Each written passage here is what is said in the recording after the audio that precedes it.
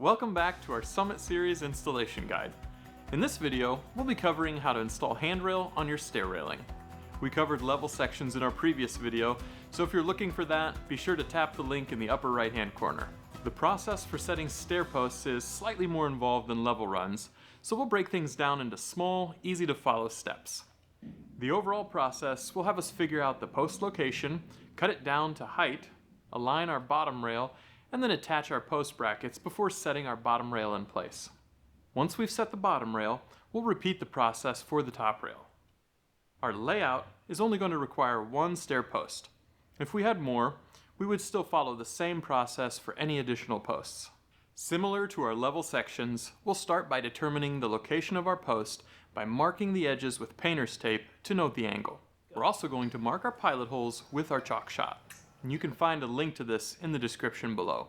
Our stair posts are oversized and designed to be cut down in the field to give you the most flexibility when determining overall rail height and the post positioning on the stair tread. With the pilot holes marked, we're ready to cut our post down to the correct height. This is a lot easier to do correctly when it's not fully set, which is why we haven't secured the post just yet. To figure out the height of our bottom post, we'll take some 1/2 inch shims and a stick of handrail and we'll set that on top of the shims. Now we'll measure from the handrail to the top of our top post. This is how high the bottom post will need to be. If you're transitioning from a 42-inch level run to a 36-inch stair run, you'll want to mark 37.5 inches from the bottom of your post and then measure from the top of your handrail to that mark. To cut our post down, we're using a non-ferrous aluminum cutting blade.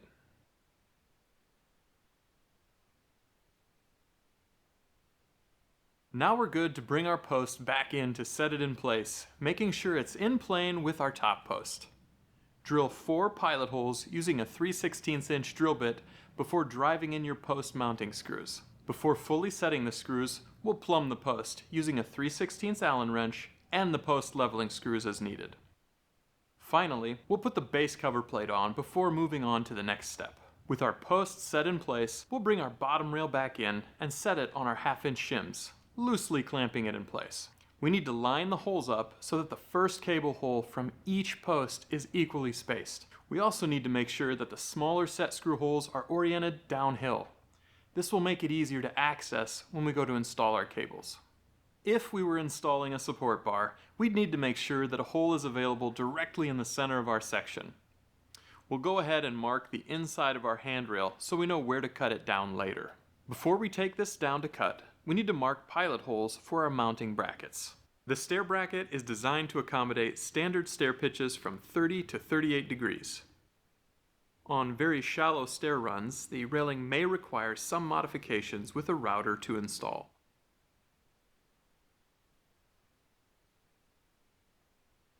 We'll take our L-shaped template and set it in place alongside our rail. The long side of the template needs to point in the same direction the cables will be running. Since we're starting on the bottom rail, we'll wedge the dogleg against the bottom of the rail and then mark the holes with either a pencil or a spring-loaded center punch. It is not recommended to fully drill your holes with the template in place. We'll do this for both the top and bottom posts. With these holes all marked, we're good to take the rail down, cut it to length, and drill our pilot holes. We used a right angle drill for the bottom step due to the limited space available. Next, we'll tap the holes with the supplied tapered tap set. Tapping the post is pretty easy. Just insert the tap and turn it clockwise. The tap will feel like it's pulling itself in. We just have to keep going until we're entirely into the post body. We recommend blowing each hole out with canned air before running the tap through the second time for a cleaner fit. Again, we'll do this at each bracket location. With all of our pilot holes drilled, we'll secure each of those brackets in place with the supplied screws. The U-shaped channel will point in the same direction as the cables. We also recommend marking along the side of the post so we know where to drill into later when we secure the final rail in place. Now we're ready to bring our bottom rail back in and secure it to our brackets. Depending on the space available, we highly recommend attaching one cable at the top and bottom holes, as trying to install those after securing the rail can be challenging. We'll need these cables in place to get the correct height of the top rail later on. We'll cover the full process of cable installation in the next video, but for now, go ahead and insert a crimped end into the hole and drive a set screw in with a 3/32 Allen wrench until the screw is flush with the rail. With this done, we'll slide the handrail piece over the brackets to get an initial fit. To finish securing the rail in place, we need to drill holes through each side into the brackets. Using the lines we marked earlier, we'll line our bit up about a 1/4 inch from the post body and then drill a 1/2 inch deep. If needed, you can take painter's tape to mark off the 1/2 inch on the drill bit. Finally, we'll secure this side with a number 8 panhead screw, driving that in by hand. You'll want to secure at least one screw at the top and bottom before moving from the inside to the outside of the handrail. When finished, a single piece of handrail will have 4 screws mounted to 2 brackets. With our bottom rail set, we'll move on to attaching the top rail. First, we'll attach the other end of the cables and pull those taut to get our height before clamping in place. If we were installing a support bar, we'd also do that at this time. For a support bar, we'll insert one of the support bar pins, making sure the cutout is flush against the bottom rail. Secure the support bar pins with an Allen wrench. From there, we'll follow the same steps that we did for the bottom rail. There you have it.